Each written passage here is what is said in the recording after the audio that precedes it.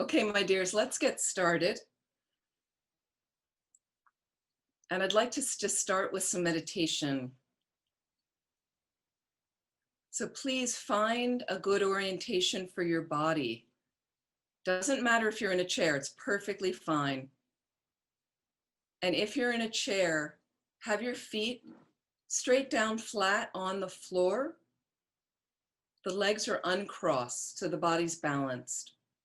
And you're certainly welcome to put a cushion under your feet if that's more comfortable. If you're seated cross-legged, perfect as well. But the main thing is the extension of the spine. So whatever supports that extension of the spine, and if it's possible not to lean too heavily against the back of your chair. So there's no obstruction to the flow through your system. And over time, your back will become strong. So lightly close your eyes.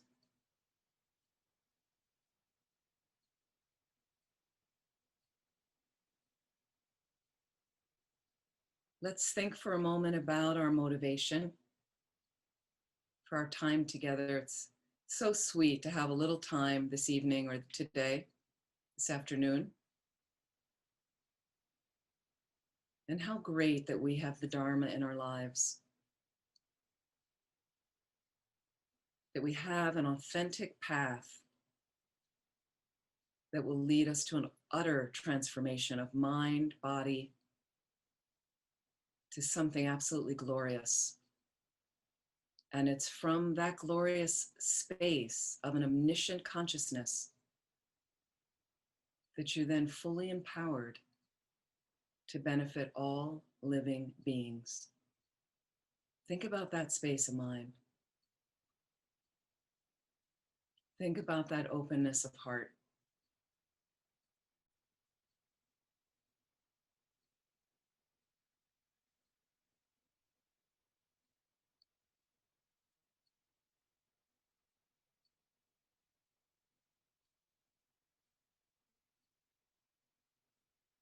Is that a space you'd like to align yourself with?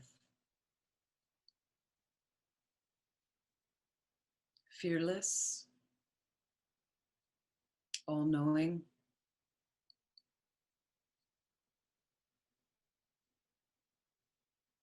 and with fully manifest every good quality, like loving kindness, wisdom, compassion.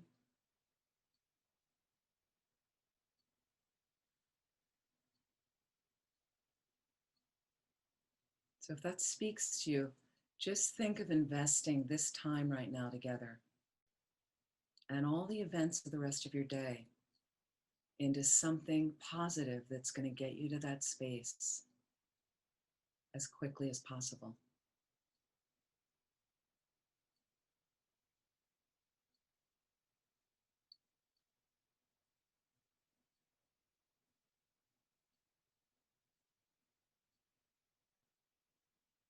And the real purpose of getting to that omniscient state is, again, so we can benefit all living beings perfectly.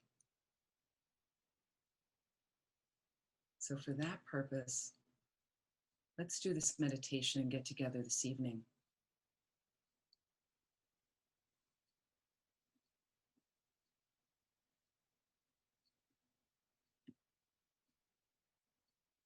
I'm just going to call up an exercise from Kristen Neff, psychologist, who works on a lot of self-compassion techniques. And I'd like you to just think right now. Think about a time, could be recent, when a close friend contacts you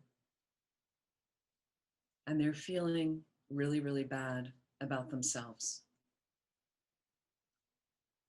They're really struggling. A lot of people have been struggling right now. And I'd just like you to reflect right now in your mind, some responses from you in relation to your struggling friend. How do you respond to them? And how do you respond to them, especially when you're at your best? Just reflect.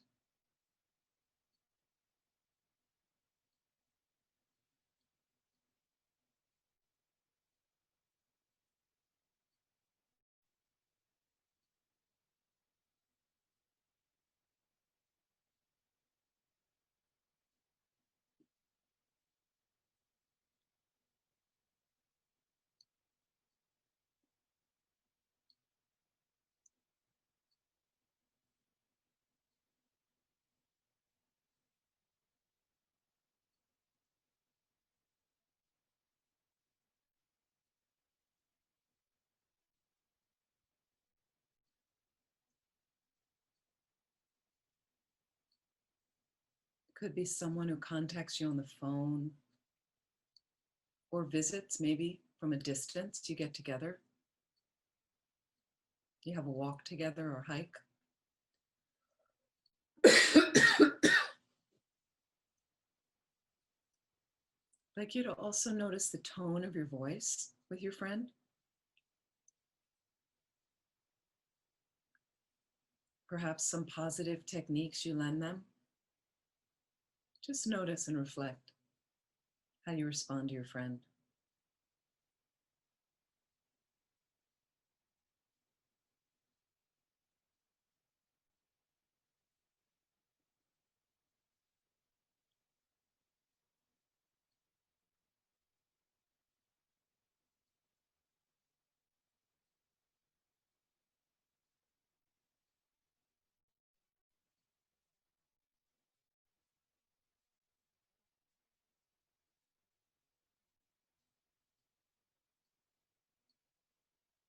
Whether you just say some words to them, or maybe there's a gesture or an offering you make to them, just notice all the different ways you respond.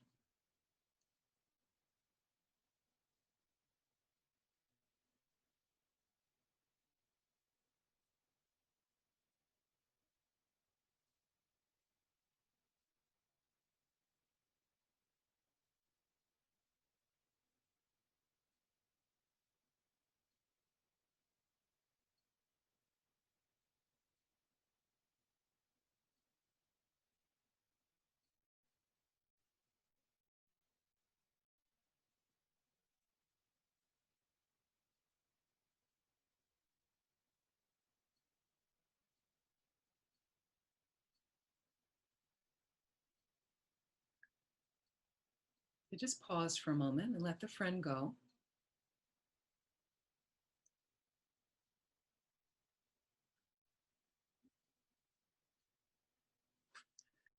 Now I'd like you to think about when you are feeling bad about yourself, when you are struggling. I want you to reflect now on how you respond to yourself.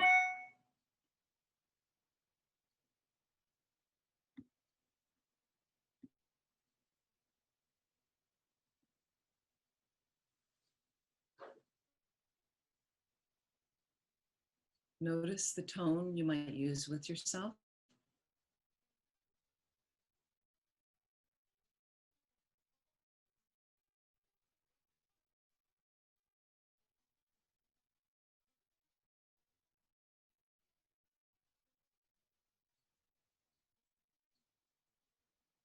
Just kindness offerings you do or don't do.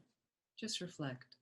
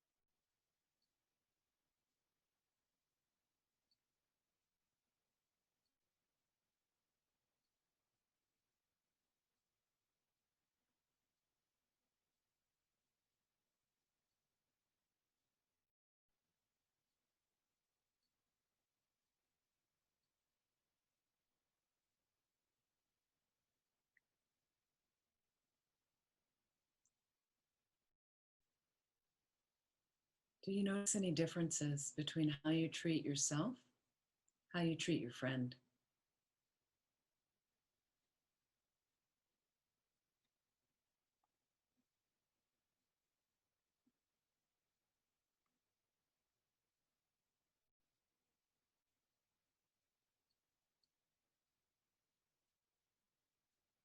So please relax. And when you're ready, please open your eyes.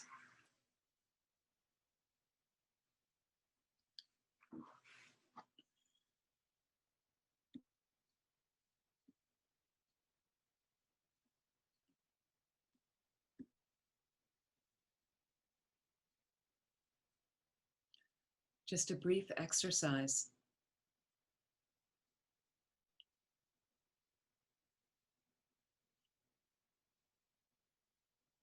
So when you're ready, you can open your eyes.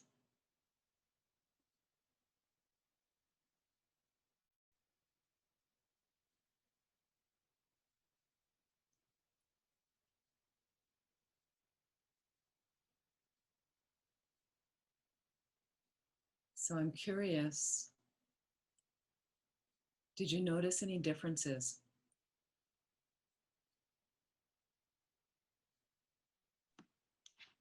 It was a lot easier to do for the friend than myself. Anybody have that experience? Anybody pretty even? Pretty good with your friend and the same with yourself? Not too many, right? It's amazing, isn't it? It's a little check-in. We're really kind to the friend often. Even, did you notice any difference in your tone of voice?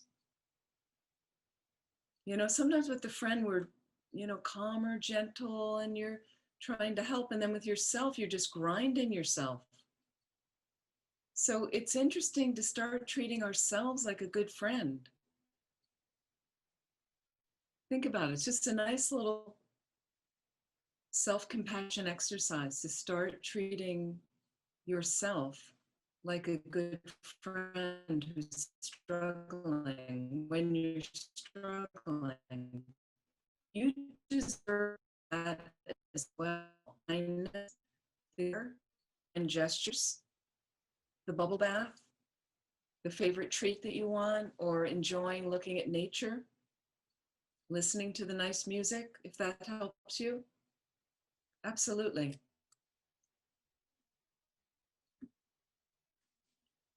I'm going to look at, we were talking before in one of the early sessions, stages to acceptance and well-being. Okay, stages to acceptance and well-being. And I will make time for questions at the end. What it's like to gradually soften our resistance to unbearable emotional pain. How do we want to deal with this? And right now on the planet, and you yourself may be cruising along in the pandemic with a stable place to live, relatively stable, and because you've got electricity and Wi-Fi, you have a good internet connection, and so you can watch the programs you want and go online and do your computer things, and you've got food and shelter and comfort, relative comfort. Okay. But occasionally you might check into the news, or you have a friend that is struggling, that got laid off and doesn't have a job, but there's all these other people that are struggling, whether in the United States or not. I think at this point, we all know people that have had COVID. I'm sure everybody knows somebody that's had COVID. We may even know people that have died of COVID, like that. So it's definitely affected all of us many ways. And then there's, how the vaccine's going to be moved out and who wants the vaccine and who doesn't, and slowly, slowly. So sometimes emotionally, okay, we're pounding ourselves. We're not happy with what's going on. So the first level we have is aversion. We first come to it. How do I get to the acceptance and the calmness? First, I come to it with aversion. I've got resistance, I've got avoidance, and I ruminate. I revisit my mind over and over, building that trench of negativity. And it's somebody external's fault. They're doing it to us. he's doing it to me, she's doing it to me, it's their fault, they're stupid, they're the idiots. It's always like that. And then you build that trench through those negative thoughts. Not helpful, right? We know it's not helpful. For some people, it keeps them up at night. For other people, it's the rumination spills over. And I've heard people in their relationship, somebody was just visiting me and a close person to me that was saying that she overthinks. I could hear like she thinks about, and then I said to her, sometimes you don't need to overthink it. And she goes, I know, it's a habit I do. Okay. So then what happens is through the overthinking, you're so clouded and emotional, it spills onto the people closest to you. And sometimes those people will say, I can't hear anymore. Why? Because you've been talking about this for the last week. Like, it's one thing to revisit once or twice, you discuss and you want to clear something up and you discuss it. But when it goes on to the fifth or sixth time, it doesn't become that useful anymore. And sometimes it shuts other people down. I don't want to hear it anymore. You have a partner that says, or a close friend, I know you told me that before. People say, you've told me that before. My sister has an expression. She'll say, you're like garlic. You repeat. That was a joke. Okay. So the second step you're going to come to, and I mentioned this last week, curiosity. Helpful. It starts to interject space, curiosity, turning toward discomfort. And here's the key word, with interest. With interest. Can you move through the discomfort like that? Life is uncomfortable in samsara. I'm sorry to break it to you. It just is. That's how it is. So when the discomfort shows up, part of my mindfulness, if you do any mindfulness practice, is going to show me, well, I'm uncomfortable. And you breathe in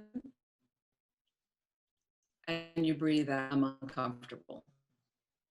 There's discomfort. It is, I just notice it. Good enough with mindfulness, good enough. But mindfulness doesn't dismantle it. Okay, so His Holiness even says mindfulness practice is not Dharma. Dharma is countering delusion in the mind. Okay, but mindfulness is great too, because what happens in our culture, we're running from the discomfort. Can't face it, don't want to think about it, numb myself out, run from it, close in, fold in. Mindfulness just keeps you there. Okay, well, life in samsara is uncomfortable. Okay, now what do you want to do? With interest, can you turn into the pain? Now, again, last time we talked about regulating. You need to start to learn your own levels of tolerance, what you can do, what you can turn, what you're able to do.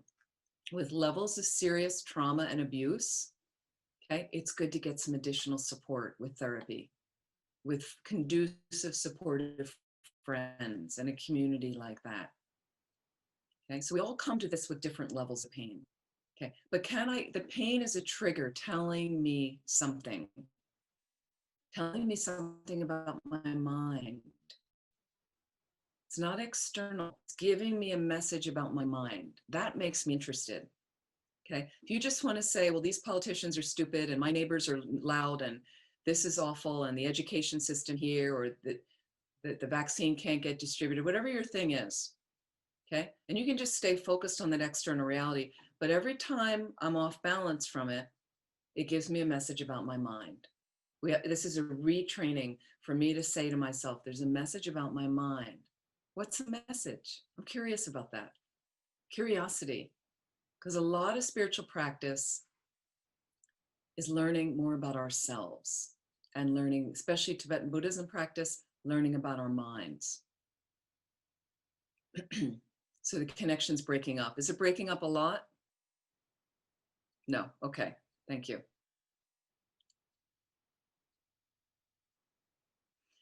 So the next thing, number 3, this little stages to acceptance and well-being, softening our resistance. Number 3, tolerance. Tolerance. Can I work on that? It's like safely enduring. Think about that. Safely. So I say safely because if you're subject to intense sexual abuse or other kinds of abuse, emotional abuse, Okay, that's not safe.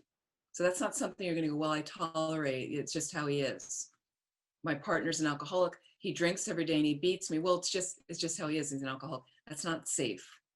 That's not wise to conduct it like that. It's about facing that and getting help and getting the support you need, and not continuing to live with somebody like that if they're going to continue to harm. So I'm not saying that. But tolerance is safely enduring. I've turned towards it to get the message. What is going on? I first notice the discomfort, the pain.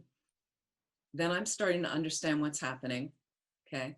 And Tibetan Buddhism would take it a level further in the curiosity, and what allows me to tolerate it is I've done some analytical meditation on it. I've allowed myself to ruminate in that way. Why? It's constructive. So that kind of rumination is constructive. Analytical meditation. Here's an example quickly. Most of you are familiar with this.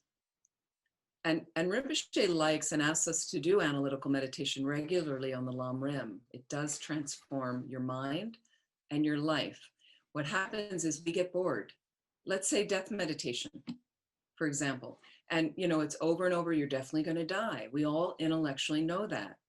But do we have it here at the heart level, where it's an experiential realization, where you, capital K, know you're going to die? That changes your life, changes your activities.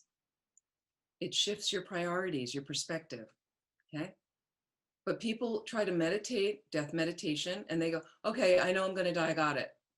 But they don't really have it at the heart level, at that spiritual experiential level, okay? So when you're really doing it properly and you come to that deeper place, wow, everybody dies, I'm going to die. Right? Then you want to focus your concentration on that juicy experience to deepen it. Okay? So if I want to ruminate with my discomfort, and I say my neighbor's bothering me, or this person I'm working with is driving me crazy, right? Really irritated with this person.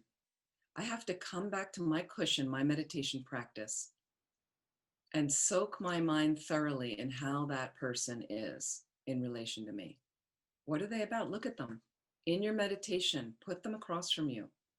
Check, okay? And you start poking with analytical meditation. You analyze from every direction, this way and that way, meaning in my meditation, I start checking, wow, I want to be happy and I don't want to suffer. And I imagine the person across from me, that's exactly what they want. Because everybody wants that. Everybody wants to be happy and doesn't want to suffer. Okay? But then you say, well, they have a different way of going about being happy and avoiding they don't do it. Well, that's true. Thing you have in common with them. You both have Buddha nature. Tibetan Buddhism says you're both. What does that mean? Doesn't mean you're a Buddha. It means you have potential to become a Buddha, to become a awakened being, and fully manifest all your good qualities. And you can continue to analyze. How much do you know about them? Do you know what motivates them? Do you know their mind? Unless you're highly realized, you don't know their mind. So slowly you keep coming in from different aspects. And then here's a big space apart. And we practice this in bodhichitta teachings, how to develop bodhichitta, the enlightened attitude. Bodhi is enlightenment, chitta, mind, the mind of enlightenment. What's the mind of enlightenment? Cherishing others more than myself. What's the essence of bodhicitta? I want to become a Buddha. Why? To benefit all living beings. I want to get enlightened to benefit all living beings. It's a bodhicitta motivation. Okay. So if I'm using bodhicitta, one of the ways to develop, they talk about equalizing, exchanging self with others. For a moment in my meditation, looking across at this person, visualizing them, turn the tables just for a moment and imagine what it would be like being them, looking out through their eyes, back at you, angry. Be them for a while. What's it like to be them? Think it's so great? They have all the answers? Do you think it's great to be stupid and act out and be angry and have nobody in the office like you? Think that's a good experience?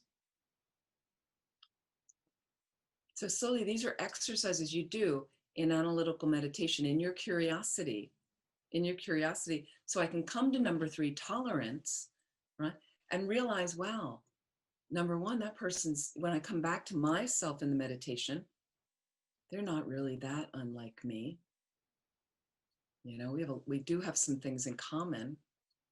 I don't have to like everything about them, because everything about me is not perfect. I do things that drive people crazy, right? I know a lot of my coworkers don't like this person. A lot of my neighbors find this neighbor disturbing. Maybe they're struggling more than we are. Did I ever think of that? No, I just think of how they're affecting me. But maybe they're struggling so much more. And I don't know that. We because we're averted from each other, I can't find that out. Because I put them as other. I don't want to talk to them. So tolerance is that level of, I can certainly put up with them. You know, I can endure this. It's not really a major hardship. You know, it's some suffering, it's some discomfort. Then you come to number 4, allowing, letting feelings come and go. Letting feelings come and go. So sometimes I have these feelings about them. Sometimes I have negative feelings arise in my mind. Sometimes I have good feelings. And also, when a negative feeling comes up about this person, can I practice just letting it go more quickly? So I'm allowing, where I'm not repressing and I'm not labeling on myself. You shouldn't think that. You shouldn't think that. You know, I'd have a nun. Oh, I shouldn't be angry. I'm a nun. Not allowed. No, I just watch. I go, wow, that's a strong thought there. But the quicker I let it go, the less imprint in my mind of ruminating and hanging on. And, you know, and then the guilt doesn't have to start. I shouldn't think that. I shouldn't think that. Okay, I thought it. It happened. Okay, well, allow it. Off it goes. Like that. And then number 5, friendship. Friendship. Embracing, seeing hidden value. This is your mind. And there goes a thought. It's more of an internal process now. I'm talking about of how we dismantle that discomfort and deal with those imbalanced feelings. Instead of the separation, the isolation, the rumination, the resistance, the unbearable pain, emotional pain, what on and on. It's just friends. These are some thoughts I have sometimes. These are some thoughts I have. You're embracing all the thoughts about you. That's self-compassion. Sometimes I have these thoughts. I'm still okay. I'm all positive thoughts. So that was really cool. And that was great. But all of a sudden, a little sad or depressed thought slipped through, thought of anxiety, thought of anger slipped through. Well, that's me too. And I'm okay. Because there's hidden value in it again. Why? Because I can learn something about myself. I can learn something about myself. And what this process allows me to do in taking responsibility for my mind, for all of it, and what I might have labeled before the good and the bad, it's just all of me, and it's fascinating. Okay. And I'm not just speaking about myself as I'm some fascinating person. For all of you, all of your minds are fascinating. And I don't know all of you, but I know all your minds are fascinating. Okay. So why don't we get into the fascination, the intrigue? I wonder why I got angry. What was that about? I wonder why I felt kind of sad and ignored and not heard. I wonder what's going on for me around in that space. I don't always feel that way, but you might notice better. So I'm embracing all this, and what it allows me to do is not really dangerous, okay? But the space is, let's say, back with the difficult person, where I'm able to show them a small act of kindness. So this is where you're taking it into everyday life now, because I'm working with my own pain and suffering. Okay, because I'm able to be there and be present with the difficult moments. Okay, so the chances are I'm feeling better about myself, and I'm not going to take it out on other people and allow them to waltz off as if it's their fault that I'm unhappy or that I'm having some emotional disturbance right now. And that allows me, gives me the courage, it gives me the strength. I'm empowered to try a little act of kindness with them, because boy, do they need it. Boy, did they need it. Maybe they're the ones feeling so isolated and terrified and all that. And that's why they manifest as kind of somebody that's poking at you, somebody that's irritating you. And here's the other thing. If you can't be present with the difficult moments of your life, the chances are you're not going to be present with the best moments. Because there's a constant missing that present moment, every moment. So you can develop a process through this of establishing a new relationship with our thoughts and feelings rather than directly resisting and challenging them. You know, why not? A new relationship with our thoughts and feelings. I think the planet needs that. First of all, we have stale relationships with it, and we have very high expectations of certain relationships with our thoughts and feelings that aren't realistic, you know, and then a lot of times we're just beating ourselves up. Not good enough. I shouldn't have thought that. I shouldn't have done that. Because I thought that, it made me do that. But I'm not even aware of what I thought. So I don't even know why I did that. And then I just get down on myself for doing it, for doing some negative action. So sad. Doesn't have to be that way. Acceptance, bigger word, acceptance, refers to our conscious choice to experience our sensations, feelings, and thoughts just as they are, moment by moment. That's acceptance. Just it's a conscious choice, though. Okay, whatever arises, there I am with. I'm experiencing them moment by moment. To make that distinction, Tibetan Buddhism is about dismantling the delusions, not just being mindful of them, but mindfulness and awareness is where it starts. So if I can just start to notice them without these sweeping judgments and things, it's a practice and it's a process. It takes time. Okay. Compassion is not only relevant to those who are blameless victims. We see people suffering all the time. It doesn't seem like it's their fault, but also to those who suffer. Their suffering stems because of their failures, because of personal weakness, because of bad decisions. Okay. You know, the kind of stuff that happens every day. So compassion then involves recognition, recognition and a clear seeing of suffering. And it also involves feelings of kindness for people who are suffering. So the desire to help, to relieve their suffering emerges. And finally, compassion involves recognizing, again, I've mentioned this before, shared humanity, our human condition that's flawed and fragile just as it is. So let me make time for some questions. Any questions right now?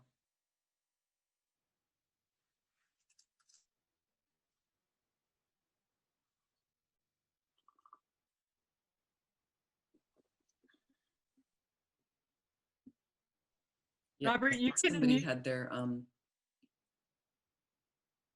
Robert, please unmute. Yes. Okay, hello. This may be a silly question, but I'm sitting there pondering.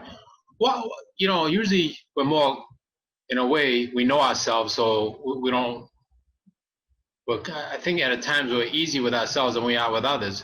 However, like in that beginning meditation and other things you said, why are we more hard on ourselves than we are with others? I'm trying to understand that. I mean, it's true. I think so, at least for me. Why? Okay. part of it comes from, I mentioned a little bit last week about instinctual survival.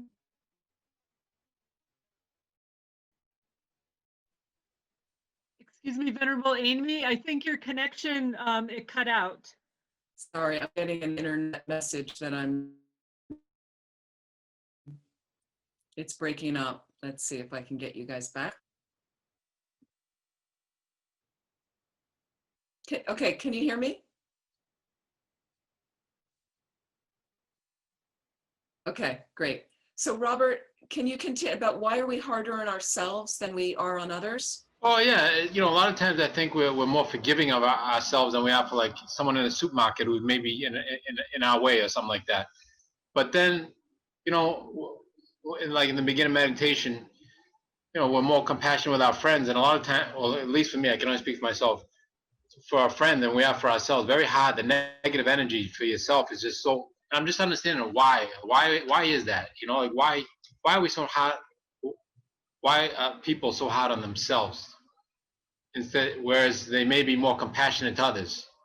Right. That makes sense? Okay. And the other thing is, yes, it does make sense. Thank you. It is also really challenging, and it's different for everyone, because some people will find that they are quite compassionate with the person in the supermarket. Is everybody hearing me, or is it breaking up again? I think it's okay right now. It's going in and out. Okay, I'm not sure again what's going on. I don't have this with many other centers, so I'm not sure if, I'm so sorry. Because I've got, it does say occasionally it's unstable, but I've got a clear internet connection right now, so I'm not sure. Okay, so part of it, Robert, also comes from an initial instinct. I mentioned a little bit last week of our instinctual flight or fight mode that was like prehistoric, where it's a survival mode. And that survival mode has us kind of boosting ourselves and being a little better to ourselves at the expense of others. But some people find that the opposite. Like some of you noticed in the meditation that you're not that kind to yourself. Close friend comes, but I think sometimes, Robert, it comes from that fight or flight mode of that initial primordial survival mode of I need to take care of myself. So I'm okay to accept that in myself, but I'm not going to accept it in someone else because they could be a threat to me.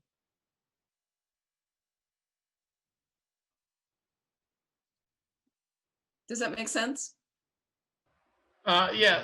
Well, yeah. For someone else, so you'll accept their behavior because it could be a threat. But I'm just saying, like, but you go down, what's that negative alley or negative street with yourself. I mean, like you were just saying a minute ago, like, okay, so I did that. That doesn't define me. Just I'm good and bad is both. But it seems that for me, I can only speak for me. I focus on the negative so much. It's not even funny. Like, I don't know. Okay, so that's very common. And a number of you in the meditation may have noticed that you're in the meditation and your friend comes needing help, and we're kind and we have a soft tone of voice and I'll do anything for them. And then suddenly I'm having a similar problem and I just metaphorically have my whip out. Okay, so you have to check your environment. Some people were raised with very, very critical, negatively critical parents or an environment. So you want to look at that as well. It's just influences, it's karmic influences of setups that we've created with our mind. And you want to look at how you were honored in your family and by teachers, and was there an abuse history and things like that. Some people just have a nature, they're very hard on themselves. Other people let it go like that. I had a history of that as being young. I was very, very hard on myself from a very young age. And that was reinforced by my environment. I'm not blaming anybody in that environment. It wasn't any of them. I had a karmic connection set up that I needed to come back and do some work like that. And it happened to manifest where at a young age, I just was really hard on myself. Some of you know now, and you may be even raising children from a young age, they have anxiety. Did you ever notice that? A lot of the younger generation, just, and they go, why do I have, from a young age, my nephew had this, very young age, he was always full of anxiety and worry, just some karmic setup he had to go through space. That was one of the things he had to work on. So for me, I really worked on it and noticed, I was like, wow. And I still notice it come up at times and I work on it. So it's good for you. And what they say is, please note what your biggest delusions are first and go to work on those. If you notice it's your negative criticalness on yourself, that's the thing you want to focus on and look at that. So every time you start beating yourself up and say, well, that was a stupid thing to think, that was a stupid thing to say, okay? You need to sit down on your cushion and think, was that really that stupid to say? Did I really do anything that bad?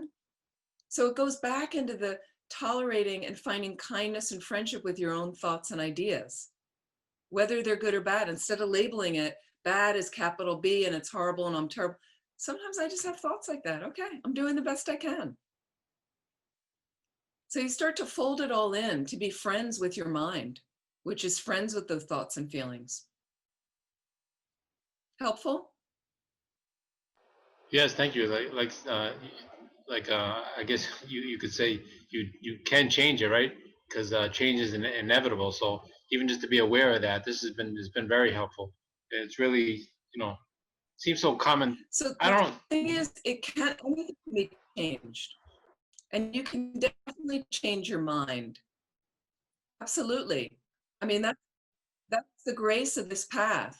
So always have the hope you can change. Again, but please have the patience to know that the change, it's a process, so it takes time.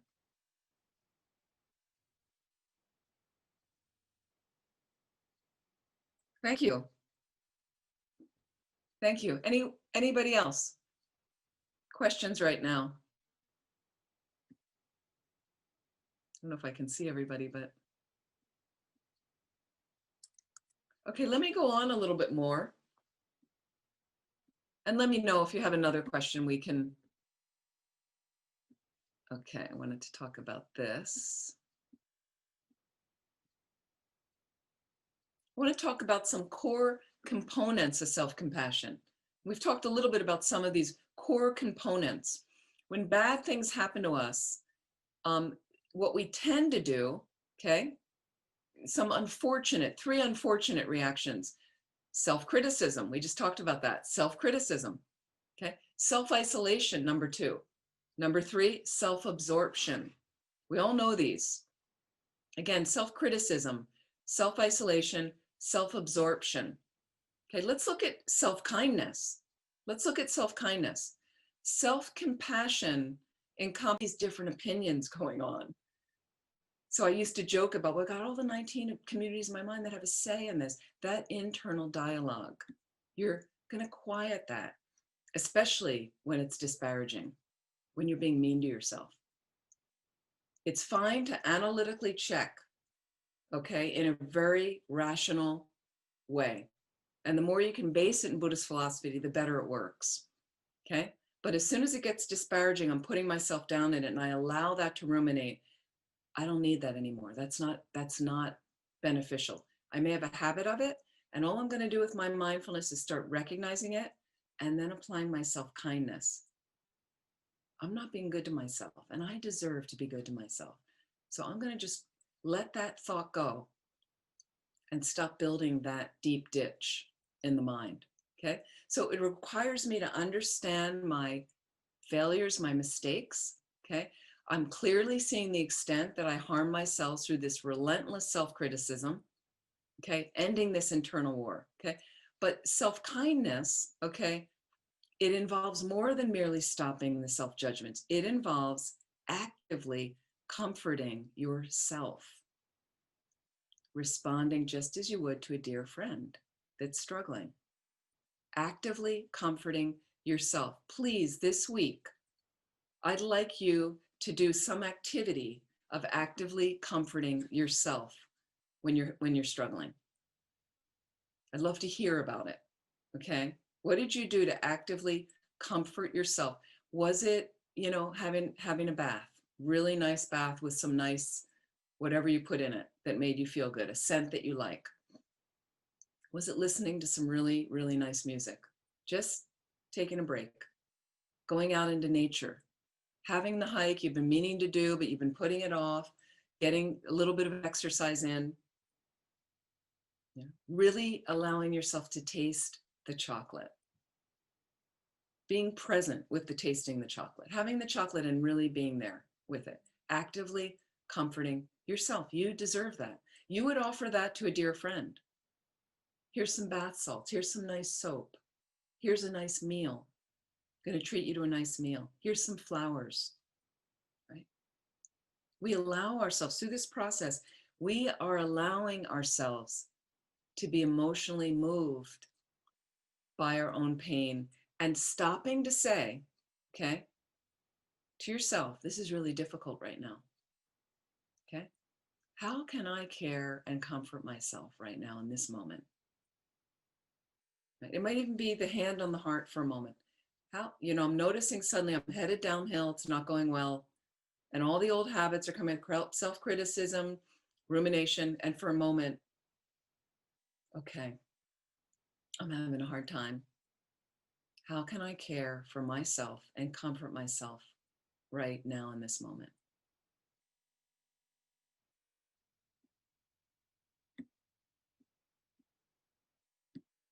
Okay. Any last comments, questions? You have your exercise for the week. Comforting exercise of self-kindness to yourself. Please, you will really appreciate it and really enjoy. Some of you are really good at this already. Okay, and if you give us some ideas and you tell us what you did, it gives other people ideas. And they go, oh, I never thought about that. That's kind. It's a nice thing to do. It doesn't have to be any big thing. Sometimes my self-kindness, I don't know if you can handle this. Are you ready? Turning off my phone. Love that. Right? Really, sometimes it's just sometimes it's just beeping. I mean, was it January 6th? I don't know when that was. Anyway, it was just beeping and I just was like, enough. Right? So sometimes it's there's many little things you can do. And we're all inside. Things are altered right now. Some of you are probably really enjoying this time. Pause button got pushed. What's happening in the pause? Right? So you try your best.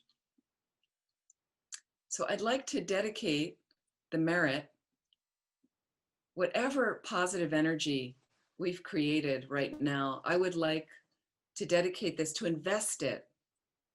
Dedication is like, if you don't dedicate the good energy, it can dissolve more quickly. Like you have a drop of water here, easily it dissolves, it evaporates. But if I put it into the ocean, it's part of that whole vast pool of the sea. Dedication's a little bit like that. And when we don't dedicate it, and we get angry and stuff, it can wipe away the good karma, the good imprints we're making. Let's invest it in all the planet being rid of the COVID virus as soon as possible, and that there'll be an efficient federal response to moving out the vaccines to people more quickly. And let's also dedicate to peace for our inaugural process coming up this week, and for all the people that have COVID to be healed instantly, and from any other diseases as well. And for all of us to be able to really invest this in our practice so we can reach that place of enlightenment, of Buddhahood, and be of the most benefit to all living beings. Thank you so much.